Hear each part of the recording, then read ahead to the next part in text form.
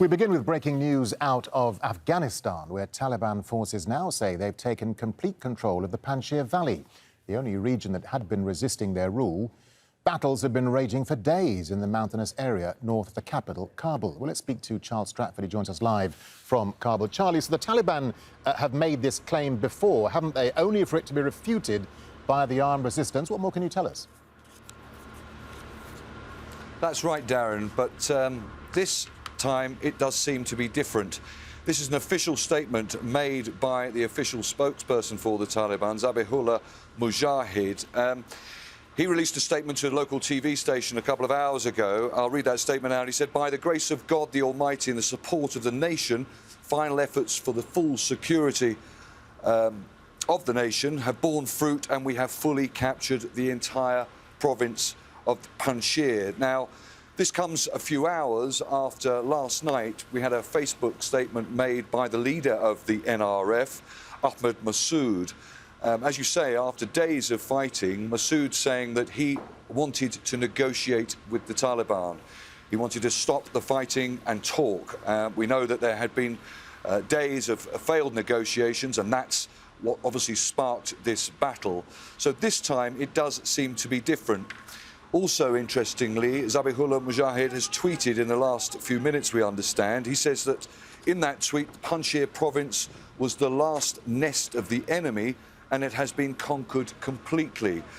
So, yeah, some very solid statements being made by the Taliban. Nothing in response to that from the NRF. We know that communication out of the valley has been very difficult in recent days.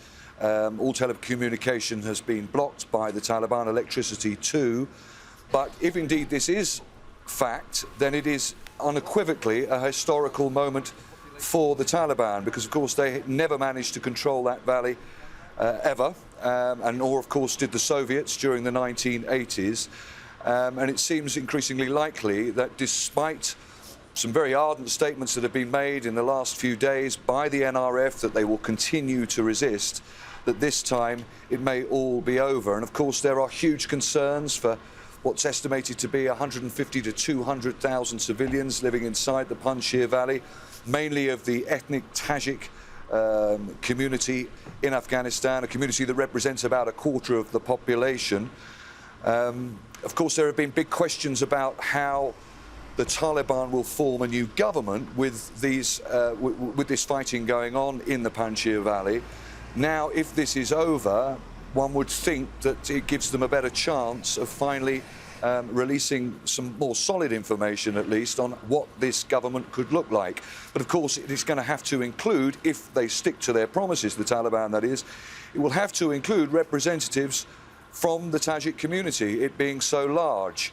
So it has been a momentous few days, certainly in the Panjshir Valley. It's been very difficult to get any clear information as to what exactly has happened. But if the statement is true, and it is all over up there, to say huge concerns for civilian casualties, the future of the leadership there as well, it's also important to say, who knows the fate of Ahmad Massoud? When you have a statement describing by Mujahid saying that this was the last nest of the enemy, there are questions going to be over the fate of Massoud himself, and you know, how much role he's going to have in participating in any dialogue in forming this government. So, yeah, if indeed true, a historical moment for the Taliban, but some grave concerns about civilians and the political future of somebody like Ahmad Massoud, who commands so much respect amongst a huge number of this country's population. All right, Charlie Stratford live for us there in Kabul. Charlie, thank you for that.